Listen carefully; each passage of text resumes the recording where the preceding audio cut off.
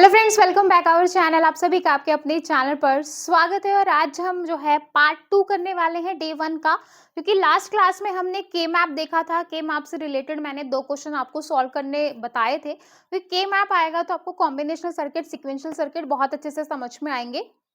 तो आज हम ये करने वाले हैं आपका पूरा combinational circuit, sequential circuit, RAM ROM, code converter, ये आपके सिलेबस में है, नंबर सिस्टम है। ठीक है, तो अभी जो हम स्टार्ट करने वाले हैं दैट इज कॉम्बिनेशनल सर्किट। जिन्होंने जो है के मैप वाली क्लास नहीं देखी है, डे 1 पार्ट 1 है ना, डे 1 पार्ट 1 वो देख लीजिए, उसके क्वेश्चंस की प्रैक्टिस कर लीजिए। उसके बाद जो है कॉम्बिनेशनल सर्किट क्या होता है, तो यहाँ से किस तरीके के क्वेश्चन बनेंगे। एक तो आपका डायरेक्ट आपको कॉम्बिनेशनल सर्किट की थ्योरी पूछ लेगा कि भाई क्या होता है कॉम्बिनेशनल सर्किट, डिस्क्राइब कीजिए। तो कॉम्बिनेशनल सर्किट सबसे पहले जो है वो क्या होता है, लॉजिक सर्किट को 2 पार्ट्स में डिवाइड किया जाता है। पहला होता है आपका लॉजिक सर्किट को कितने पार्ट्स में डिवाइड करेंगे, मेरे साथ बोलो ताकि आपको चीजें याद हो सके, है ना। तो ये सब्जेक्टिव पेपर है, जितना बोलोगे जितना लिखोगे, अभी साथ के साथ नोट्स बना लो, जितना लिखोगे उतना ज्यादा आपको बेनिफिट करेगा, उतना ज्यादा आपके सिलेक्शन जो है आपके पास आता जाएगा। ठीक है, तो combinational circuit and sequential circuit, logic circuit को मैंने 2 पार्ट्स में डिवाइड किया, कॉम्बिनेशनल और सीक्वेंशियल। अब जो कॉम्बिनेशनल सर्किट होता है ना आपका, तो कॉम्बिनेशन सर्किट आपका क्या होता है कि जिसमें जो है डायरेक्ट आपने जो है इनपुट दिया और डायरेक्ट आपको क्या मिल गया, आउटपुट मिल गया। ठीक है भाई, यही होता है। तो this circuit are developed using and gate, or gate, not gate and nand gate. ठीक है, और ये जो गेट होते हैं building blocks of combination circuit होता है। यहाँ पे आप देख सकते हो कि आपने डायरेक्ट इनपुट दी, आपने इनपुट दिया और आपको आउटपुट मिल गया। इसमें एडिशनल कुछ ऐसा नहीं है, यहाँ पे हमें किसी मेमोरी की रिक्वायरमेंट नहीं होती। डायरेक्ट जो है हर क्वेश्चन में आपको डायग्राम लिख के आना है, तो डायग्राम बहुत अच्छे से समझना। कॉम्बिनेशनल सर्किट, एन इनपुट दिया, एम आउटपुट मिल गई है। यहाँ पे कोई फीडबैक नहीं है, कोई मेमोरी नहीं है, यहाँ पे डेटा स्टोरेज का कंसेप्ट नहीं होता है। ये पॉइंट इसलिए बता रही हूँ ताकि अगर क्वेश्चन आ जाए कि कॉम्बिनेशनल सर्किट और सिक्वेंशियल सर्किट में क्या डिफरेंस है, तो आपको समझ में आए कि दोनों में डिफरेंस क्या होता है। यहाँ पे आप देख रहे हो, no memory requirement, no feedback, no storage.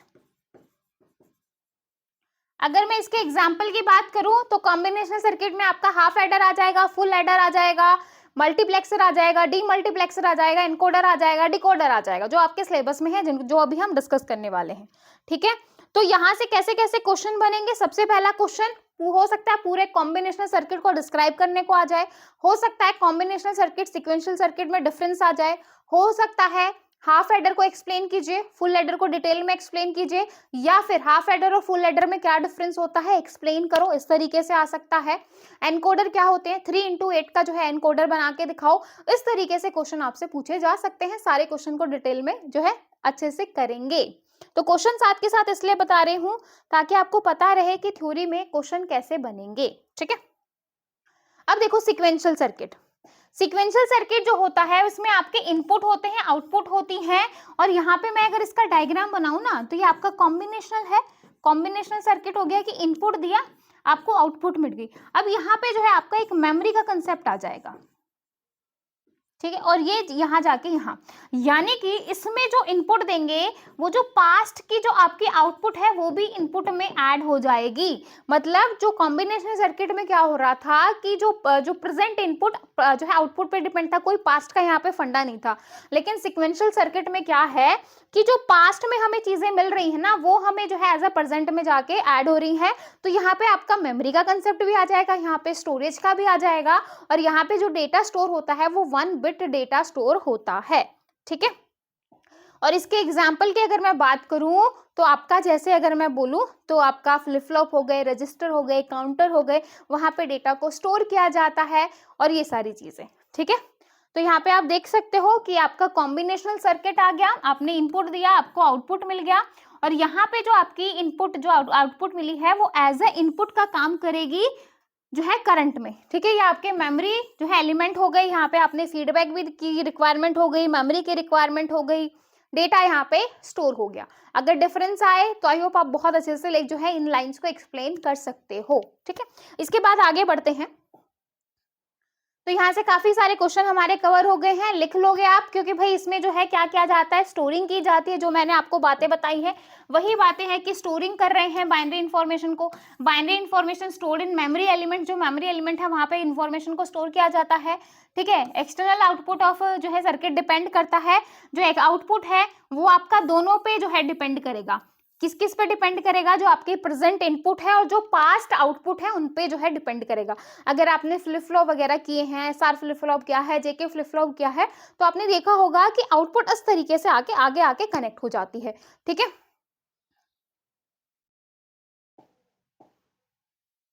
इस तरीके से देखा है ना।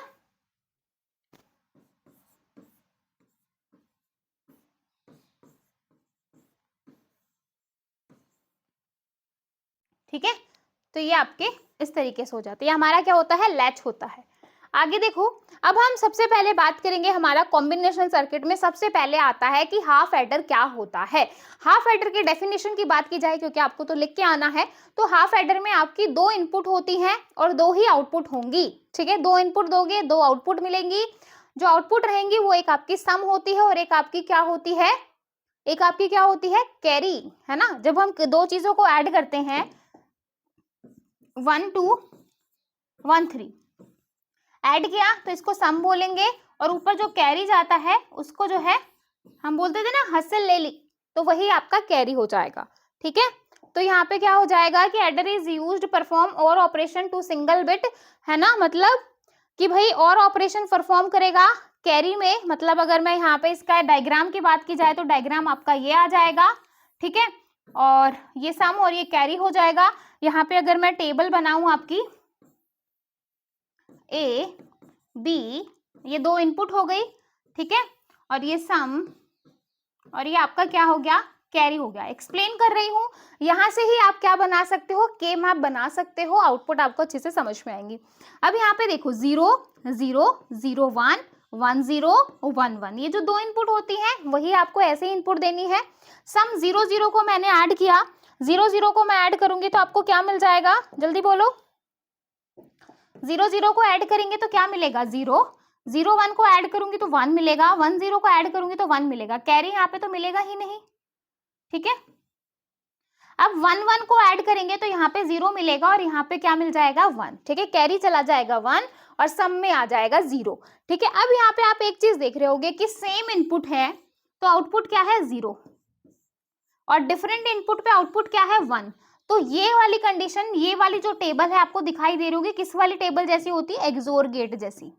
एक्सोर गेट जो है वो क्या कहता है कि दो इनपुट, अगर दो डिफरेंट इनपुट हैं तो आउटपुट क्या दूंगा, 1 दूंगा, यही बोलता है।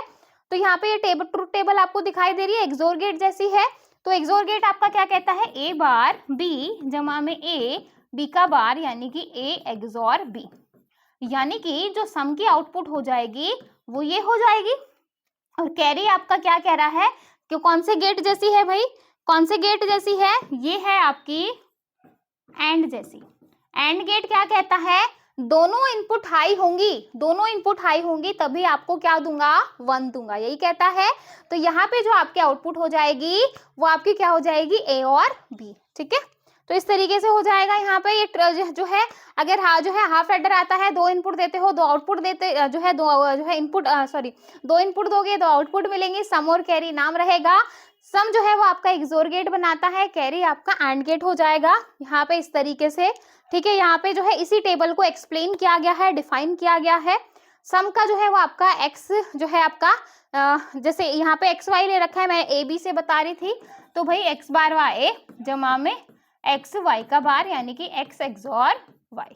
ठीक है, और ये आपका एक्स वाई हो जाएगा। ठीक है भाई, तो एक्सोर गेट से अगर आप इसको यहाँ पर डिफाइन करोगे तो ये आपका एक्सोर गेट हो जाएगा, ये आपका एक्सोर गेट है, ये आपकी सम की आउटपुट हो गई। और अगर आप जो है एंड गेट की करते हो तो एंड गेट के लिए यहाँ पे आपको क्या मिल जाएगा, एंड गेट लगाओगे तो ये आपकी कैरी की आउटपुट हो गई। ये आउटपुट किसकी हो गई, कैरी की। ठीक है, तो इस तरीके से बना सकते हो। इसके बाद अगर हम इसको नैंड गेट से एक्सप्लेन करेंगे तो ये आपका दोनों मिला के सम और कैरी की आउटपुट आ गई। ठीक है, इसके बाद नेक्स्ट जो हम बात करने वाले हैं दैट इज फुल एडर की बात करने वाले हैं। आई होप आपको जो हाफ एडर है वो बहुत अच्छे से समझ में आ गया होगा। अगर फिर भी किसी बच्चे को डाउट है तो कमेंट सेक्शन हाजिर है, आप पूछ सकते हो, ठीक है। और आपको जो है हाफ एडर एक्सप्लेन करने को आ सकता है, हाफ एडर और फुल एडर में डिफरेंस भी पूछ सकता है, फुल एडर एक्सप्लेन करने को भी आ सकता है। तो कैसे भी क्वेश्चन आ सकते हैं, क्वेश्चन में डेफिनेशन, ठीक है, उसके बाद जो है उसका डायग्राम, उसकी ट्रुथ टेबल, आउटपुट, उनका जो है के जो है गेट से जो है आप उसका प्रॉपर डायग्राम, सारी चीजों को बहुत अच्छे तरीके से एक्सप्लेन करके आएंगे पेपर के अंदर। आई होप आपको अच्छे से समझ में आया होगा कि पेपर में करना क्या है, ठीक है। इसके बाद बात करने वाले हैं फुल एडर। फुल एडर का जो है थोड़ा सा यहाँ पे चेंज हो जाएगा। जैसे हाफ एडर में 2 इनपुट देते हैं और 2 ही आउटपुट मिलती हैं, फुल एडर क्या कहता है भाई 3 इनपुट दूंगा और आउटपुट यहाँ पे 2 ही मिलेंगी, सम और कैरी। लेकिन यहाँ पे जो इनपुट है वो क्या हो जाएंगी, 3 हो जाएंगी, ठीक है। ठीक है भाई, तो यहाँ पे देखो एक इनपुट और आ जाएगी और सम और कैरी आउटपुट तो आपकी 2 ही रहेंगी, ठीक है। तो यहाँ पे देखो इसका डायग्राम देखो भाई। अब यहाँ पे देखो इन तीनों को ऐड करो, 0 मिला, इन तीनों को ऐड करो 1 मिला, इन तीनों को ऐड करो 1 मिला, इन तीनों को ऐड करो, यहाँ पे 0 1 1 क्या हो जाएगा 0 और 1, ठीक है। 1 1 आपका क्या होता है 10 बनाता है, ठीक है। तो 1 और इनको ऐड करेंगे, अगेन 1 मिल गया, इन दोनों को ऐड करेंगे 1 और 1, यहाँ पे 0 मिल गया, यहाँ पे 1 मिल गया, 1 1 को ऐड करेंगे 0 और यहाँ पे 1 मिल जाएगा। अब 3 बार 1 है तो 1 और 1 क्या हो जाएगा 10, 10 और 1 क्या हो जाएगा 11, यानी यहाँ पे भी 1 आएगा और यहाँ पे भी 1 आएगा, ठीक है। अब यहाँ पे जो आपको आउटपुट मिलेगी सम की, वो आपको क्या मिल जाएगी, A XOR B XOR C, ठीक है। और यहाँ पे जो मुझे आउटपुट मिलेगी दैट इज AB जमा में BC जमा में AC। तो ये आपको आउटपुट मिल जाएगी किसकी भाई, इसकी, ठीक है, कैरी की मिल जाएगी। तो यहाँ पे आपका जो है, ठीक है, यहाँ पे एक्स वाई की फॉर्म में ले रखा है, मैंने आपको जो है किसकी फॉर्म में बताई थी, ए और बी की फॉर्म में बताई थी। तो इस तरीके से के मैप से भी यहाँ पे एक्सप्लेन कर रखा है। देखो के मैप है, चारों 1 1, चारों आपके 1 1 है, सिंगल सिंगल बनेगा। तो यहाँ से जो है आपका क्या बन जाएगा, x XOR y XOR z, ठीक है। तो यहाँ पे इस तरीके से जब हम इसको बनाएंगे ना, यहाँ पे क्या हो जाएगा एक्स का एक्सोर वाई और जेड का एक्सोर जमा में यहाँ पे क्या हो जाएगा एक्स, यहाँ पे क्या हो जाएगा y का एक्सोर z और यहाँ पे क्या हो जाएगा x y और z। जब इस तरीके से 4 स्टेटमेंट आ जाएं, यानी कि आपका जो है 2 के ऊपर बार है, ठीक है, फिर पहले और तीसरे के ऊपर बार है, फिर जो है आपका यहाँ पे बार है और फिर तीनों में से किसी के ऊपर बार नहीं है, तो ये आपका जो बनाता है ये आपका तीनों के ऊपर एक्सोर बन जाएगा, x एक्सोर y एक्सोर z। तो यहाँ पे आपका ये बन जाएगा, ठीक है। और कैरी की आउटपुट आपकी ये आ जाएगी। तो ये आपका यहाँ पे एक्सप्लेन कर रखा है। तो यहाँ पे हाफ एडर से हमने इसको एक्सप्लेन किया, इनपुट दिया, ठीक है, ये आपका हाफ एडर हो गया। तो यहाँ से आपकी आउटपुट गई, ठीक है, ये आपका और गेट हमने लगाया और इस तरीके से हमने ये गेट बना दिया। इसको आप नैंड और नोर गेट से भी एक्सप्लेन कर सकते हो। नैंड और नोर गेट से टोटल यहाँ पे 9 गेट लगेंगे। अगर आप इसको बना के देखते हो तो जो है फुल एडर को, अगर आप हाफ एडर को नैंड या नोर गेट से बनाओगे तो टोटल 5 गेट वहां पे लगेंगे, ठीक है। तो इस तरीके से यहाँ पे आपको ये बनाना है। देखो ये आपने जो है यहाँ पे फुल एडर बनाया और ये जो आउटपुट है आपकी, ये एक्सोर गेट लगाए हैं 2 और 3 आप यहाँ पे जो है एंड गेट लगाए हैं, ठीक है, क्योंकि 3 जो है यहाँ पे A XOR B XOR C जो है, A XOR B XOR C, ये आउटपुट है आपकी सम की। और यहाँ पे आ जाएगा आपका AB जमा में BC जमा में AC, ये हो जाएगी आपकी कैरी की। तो इस तरीके से आप डायग्राम बना के डिटेल में चीजों को एक्सप्लेन कर सकते हो।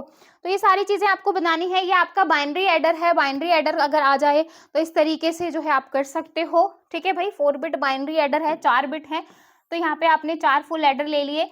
स्टार्टिंग में जो आपकी कैरी रहेगी, क्योंकि अगर आप नंबर को जोड़ते हो सपोज 7 8 9 2, ठीक है, 2 3 5 और यहाँ पे मैं ले लूँ 8, ठीक है। स्टार्टिंग में जब हम एडिशन करते हैं ना, स्टार्टिंग में जब एडिशन करेंगे तो यहाँ पे आपको क्या मिलेगा, देखो यहाँ पे कोई भी कैरी नहीं है, स्टार्टिंग में कोई कैरी नहीं होती है, ठीक है।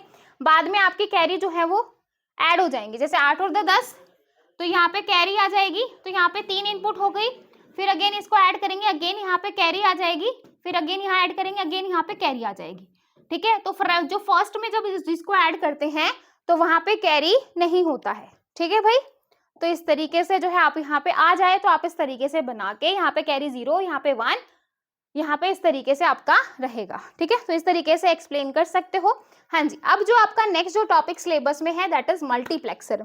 मल्टीप्लेक्सर जो है वो जिसको हम मक्स भी बोलते हैं, और जैसे आपके नैंड और नोर गेट यूनिवर्सल गेट होते हैं, वैसे ही मल्टीप्लेक्सर भी आपका क्या होता है, यूनिवर्सल होता है, ठीक है। मतलब इससे आप बाकी सारे सर्किट यहाँ पे इंप्लीमेंट कर सकते हो। तो यहाँ पे क्या होता है, मल्टी मतलब मैनी टू वन, इसको क्या कहा जाता है, मैनी टू वन भी कहा जाता है, डेटा सेलेक्टर भी कहा जाता है, ठीक है। इसमें क्या होगा कि 2 की पावर n इनपुट होंगी और आउटपुट आपको मिलेगी 1, ठीक है। मतलब मल्टीपल इनपुट होंगी और आउटपुट क्या मिलेगी, 1 मिलेगी, ठीक है। और जो इसकी इनपुट होती है वो आपकी जो आपकी सिलेक्शन लाइंस होती हैं उसके ऊपर बेस्ड होती है, ठीक है। तो यहाँ पे आप देख सकते हो 2x1 के मल्टीप्लेक्सर की बात करूं तो यहाँ पे 2x1 का मल्टीप्लेक्सर है, तो ये आपकी सिलेक्शन लाइन हो गई। अगर सिलेक्शन लाइन 1 है तो जो आपकी इनपुट होगी, देखो ये आपकी सिलेक्शन लाइन है और ये आपकी जो है ये सिलेक्शन लाइन हो गई और ये आपकी इनपुट हो गई। अगर सिलेक्शन लाइन 1 है तो इनपुट आपकी हो जाएगी 2 की पावर 1, यानी कि 2 इनपुट आपकी हो जाएंगी। सिलेक्शन लाइन 2 है तो इनपुट हो जाएगी 2 की पावर 2 दैट इज 4, इनपुट क्या हो जाएगी, 4 हो जाएगी, ठीक है। सिलेक्शन लाइन 3 है तो इनपुट क्या हो जाएगी, 2 की पावर 3 दैट इज 8। तो इस तरीके से हो जाएगी। अब यहाँ पे देखो कि ये s की वैल्यू एक बार 0 हो सकती है, यानी कि s का बार, और एक बार हो सकती है 1, यही हो सकती है सिलेक्शन लाइन में, या तो 0 होगा या फिर 1 होगा। अब एक बार ये 0 जो है वो इसके साथ कनेक्ट होगा, ठीक है। तो A1 इंटू में आपका s का बार आ जाएगा, ठीक है। और यहाँ पे आपका क्या हो जाएगा, A0 इंटू में किसके साथ कर देंगे, s के साथ, ठीक है। अब आउटपुट के लिए हम क्या करेंगे, इन दोनों को ऐड कर देंगे, क्या कर देंगे, ऐड कर देंगे, इक्वल टू y। तो इन दोनों को करेंगे तो आपको एक सिंगल आउटपुट यहाँ पे मिल जाएगी, ठीक है। आगे देखो, तो यहाँ पे देखो 0 और 1, तो इस तरीके से कंसेप्ट आ जाएगा। तो यहाँ पे इस तरीके से आपका गेट बन जाएगा, ठीक है भाई। इसके बाद 4x1 की बात करते हैं, तो 4x1 में क्या होगा, तो यहाँ पे जो है आपकी इस तरीके से मल्टीप्लेक्सर आ जाएगा और यहाँ पे 2 सिलेक्शन लाइन हो जाएंगे, सपोज A और B हो गई, और यहाँ पे जो है आपका जैसे I0 आ गया, I1 आ गया, I2 आ गया और I3 आ गया। तो यहाँ पे जो आपकी इनपुट है वो स्टार्टिंग में होंगी A बार, B बार, फिर होगी A बार, B, फिर होगा A, B का बार, फिर होगा A और B, ठीक है। तो I0 की मल्टीप्लाई इससे हो जाएगी, I1 की मल्टीप्लाई इससे हो जाएगी, I2 की इससे हो जाएगी और I3 की इसके हो जाएगी। तीनों को ऐड करेंगे तो आपको क्या मिल जाएगा, क्या मिल जाएगी भाई, आउटपुट मिल जाएगी। तो इस तरीके से आपको जो है मल्टीप्लेक्सर आ सकता है कि भाई मल्टीप्लेक्सर एक्सप्लेन करो। तो डीमल्टीप्लेक्सर आपके सिलेबस में नहीं था इसलिए मैंने नहीं बताया। तो आपके सिलेबस में जो है आपका एडर है, सॉरी हाफ एडर है, फुल एडर है, और आपका मल्टीप्लेक्सर है, डिकोडर है और एनकोडर है जो है कॉम्बिनेशनल सर्किट के अंदर। तो अभी जो हम सिलेबस करेंगे आपका to the according to the syllabus करेंगे, एडिशनल चीजें कुछ भी नहीं करेंगे क्योंकि इतना टाइम है नहीं, ठीक है। तो यहाँ पे देखो, अगर बाई चांस जो है डिकोडर, सॉरी जो आपका डीमल्टीप्लेक्सर होता है वो बिल्कुल अपोजिट हो जाएगा मल्टीप्लेक्सर के, यानी कि 1 to many हो जाएगा, ठीक है। अब देखो डिकोडर क्या होता है, डिकोडर में आपकी क्या हो जाएंगी कि आपकी जो है n इनपुट होंगी और जो आपको आउटपुट मिलेंगी वो आपको क्या मिलेंगी, 2 की पावर n मिलेंगी, 2 की पावर n मिलेंगी, ठीक है भाई। तो यहाँ पे जो है आपकी आउटपुट जो है वो 2 की पावर n हो जाएंगी और n जो है वो आपकी इनपुट्स हो जाएंगी, ठीक है। तो यहाँ पे n इनपुट होंगी, 2 की पावर n की फॉर्म में आउटपुट मिल जाएगी। डायग्राम सभी को एक्सप्लेन करके आना है, हो सकता है 2x4 का डिकोडर बना के दिखाओ, 3x8 का डिकोडर बना के दिखाओ, इस तरीके से आपको आ सकता है। तो सबसे पहले आप एक्सप्लेन करोगे डिकोडर जो है वो किसका पार्ट होता है, कॉम्बिनेशनल सर्किट का पार्ट होता है। पहले आप कॉम्बिनेशनल सर्किट को डिफाइन करोगे, उसके बाद आप बताओगे कि कॉम्बिनेशनल सर्किट में आपके ये चीजें आती हैं। अब हम जो है डिकोडर क्या होता है, आपको n इनपुट देता है, 2 की पावर n आउटपुट प्रोवाइड करता है, उसमें फिर आप जो है अगर 3x8 का पूछा है तो 3x8 को एक्सप्लेन करोगे। ठीक है, ओके आगे देखो 2x4, 2x4 का अगर आया है तो यहाँ पे 2 इनपुट होंगी और ये अनेबल जो है एक तरीके से आपका जैसे हम अगर इसकी वैल्यू 0 है तो कोई आउटपुट यहाँ पे नहीं मिलेगी, इसकी वैल्यू ये अनेबल ये अगर 1 है तभी आपका ये काम करेगा। कहने की बात ये है, तो ये 4 आपको यहाँ पे आउटपुट मिल जाएंगी। तो किस तरीके से होगा भाई, यहाँ पे वो देखो, ध्यान से देखो भाई, ये टेबल आपको बना के आनी है। ये आपका अनेबल है, ये A1 है, ये आपका A0 है, ये Y3, Y2, Y1 और Y0। ठीक है, तो सेम आपकी वैल्यू आ जाएंगी 0 0 0 1 1 0 1 1। ठीक है, ये 1 होगा अनेबल आपका, तभी ये काम करेगा, 0 पे ये वर्किंग नहीं होगी। ठीक है, अब 1 दिया मैंने, यहाँ पे 0 0 दिया, तो उस केस में जो पहले हमारी आउटपुट थी उसकी वैल्यू 1 हो जाएगी, फिर सेकंड वाले में Y1 की वैल्यू 1 हो जाएगी, थर्ड वाले में Y2 की वैल्यू 1 हो जाएगी और फोर्थ वाले में Y3 की वैल्यू क्या हो जाएगी, 1 हो जाएगी। समझ में आया? तो इस तरीके से आपका काम करेगा। अगर आपको ट्रुथ टेबल बना के आनी हो तो सेम दो तरीके की जैसे हम इनपुट देते हैं वैसे आ जाएगा। उसके बाद जो है सबसे पहले Y0 में 1 करोगे, फिर Y1 में 1 होगा, फिर Y2 में, फिर आपका लास्ट में जो आपकी लास्ट वाली आउटपुट है वहां पे आपको 1 मिल जाएगा। बाकी सारी वैल्यू आपकी क्या हो जाएंगी, 0 0 हो जाएंगी। ठीक है, इसी तरीके से आप यहाँ पे जो है इसका डायग्राम बना सकते हो कि Y3 जो है वो आपका अनेबल है A1 और A0। ठीक है भाई, A1 और A0 की जो वैल्यू है यानी कि 1 1 है और ये आपका इस तरीके से आ जाएगा। तो यहाँ पे जो है आप इस तरीके से इसका डायग्राम बना दोगे। A0 और A1 में कोई भी बार नहीं था तो डायरेक्ट यहाँ पे आया जो है इसका एंड किया और आपको Y3 मिल गया। ठीक है भाई, उसके बाद Y2 में क्या था भाई, A0 और A1 का बार था, तो A0 तो आपका एज इट इज आ जाएगा और A1 के ऊपर बार आ जाएगा। ठीक है, देखो A0 तो आपका एज इट इज आ गया और A1 के ऊपर जो है ये बार आ गया और फिर हमें Y2 मिल गया और ये आपका यहाँ से अनेबल हो जाएगा। तो इस तरीके से आप डायग्राम भी एक्सप्लेन करके आ जाओगे। ठीक है, अगर डिकोडर आता है, ये तो था 2x4 का। अगर 3x4 का आता है तो सेम जो 3 इनपुट की जो आपकी बनती है, जैसे 0 0 0 0 0 1 0 1 0, इस तरीके से लास्ट में 1 तक 0 to 7 आप लिखोगे और इसी तरीके से आउटपुट में जो है आउटपुट आप क्या हो जाएगा, आपकी कितनी आउटपुट मिल जाएंगे, आपको 8 आउटपुट मिल जाएंगी। उसी में Y0 को पहले 1 करोगे, फिर Y1 को, फिर Y2 को, फिर Y3 को, एट लास्ट जो है Y7 को 1 कर दोगे और इस तरीके से आपका जो है ये बन जाएगा। ठीक है, 3x8 का है, इस तरीके से आपका Y0 से Y7 हो गया। ठीक है, और इस तरीके से आपकी टेबल होगी। एट लास्ट देखो Y7 की वैल्यू 1 हो जाएगी। इस तरीके से आप एक्सप्लेन करोगे, सारा हो गया और फिर इस तरीके से आप ये जो है टेबल बना दोगे जहां पे बार आ रहा है। देखो Y0 पे तीनों का जो है क्या था, बार था, तो यहाँ पे देखो तीनों का बार है, A का बार, B का बार और C का बार। ठीक है, और इन तीनों का एंड कर दिया तो आपको Y0 मिल गया। तो इसी तरीके से आप ये बना दोगे। बहुत ही आसान है, सिर्फ आपको लॉजिकल चीजें समझने की देर है, बाकी और कुछ भी नहीं करना। आपको बस पेपर में अच्छे से लिख के आना है, अच्छे से ट्रूथ टेबल बना के आनी है, अच्छे से डायग्राम बना के आना है बस। ठीक है, और डेफिनेशन और यूजेस आपको पता होने चाहिए। उसके बाद हम बात करेंगे ब्लॉक डायग्राम। ठीक है, ये तो मल्टीप्लेक्सर आ गया आपका, multiplexer.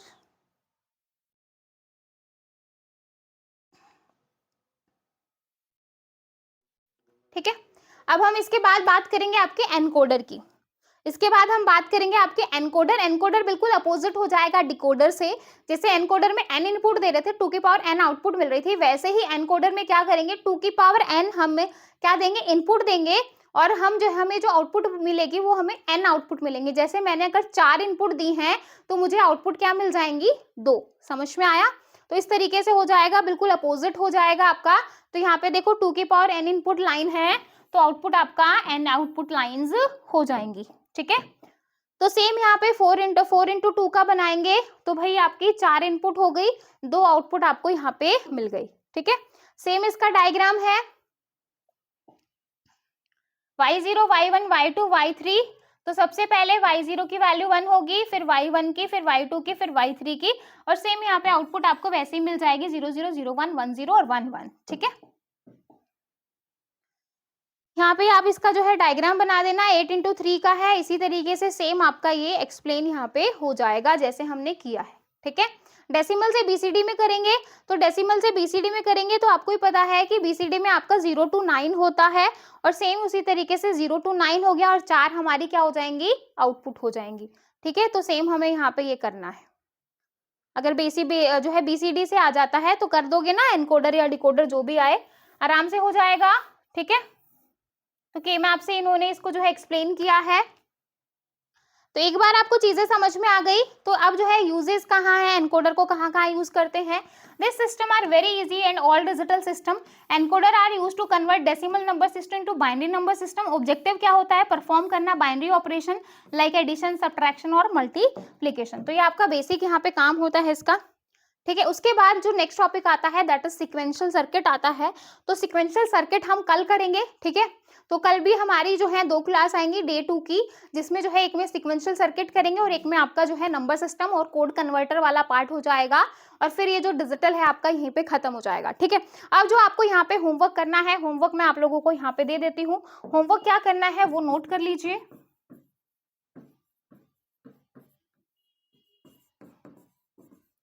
Difference between combinational circuit and sequential circuit. Combinational और सिक्वेंशियल में डिफरेंस करना है पहला। नेक्स्ट करना है आपको हाफ एडर और फुल एडर में डिफरेंस करना है।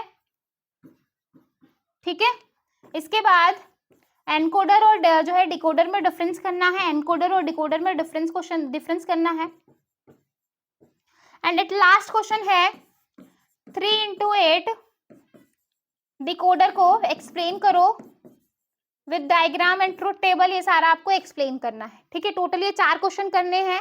कॉम्बिनेशनल और सिक्वेंशियल सर्किट में डिफरेंस, हाफ एडर और फुल एडर में, एनकोडर और डिकोडर में, और 3 into 8 में। और ये जो आपका टेलीग्राम ग्रुप है जो आपका, उसको उस पे आपको डालना है ताकि आपको समझ में आए कि किस तरीके से आपको क्वेश्चन लिखने हैं। ठीक है, तो ये 4 क्वेश्चन, ये के मैप के 2 क्वेश्चन, तो टोटल 6 क्वेश्चन हो गए हैं डे 1 की क्लास के। आई होप आप करके लाओगे, क्योंकि अगर आप सीरियस हो अपनी जो है अपनी जॉब को लेके, अपने काम को लेके, ठीक है, आपका जितना अच्छा रिस्पॉन्स आएगा उतना ज़्यादा मुझे डेडिकेशन मिलेगा कि इस 30 डेज क्रैश कोर्स में मैं पूरी अपनी जान डाल दूँ ताकि हम इस कोर्स को बेस्ट बना सकें और आप इससे जो है बेस्ट फायदा उठा के अपना सिलेक्शन ले सकें। ठीक है, आपको ये डे 1 कैसा लगा प्लीज कमेंट सेक्शन में जरूर बताइएगा। वीडियो अच्छी लगी हो तो भी बताइएगा। काम जरूर कर लेना, क्योंकि काम करोगे तभी मुझे लगेगा कि शायद आप लोगों को कुछ बेनिफिट हो रहा है, शायद आप कुछ कर रहे हो। ठीक है, फिर मिलेंगे नेक्स्ट यानी कि डे 2 के साथ। तब तक के लिए bye bye, take care, thank you.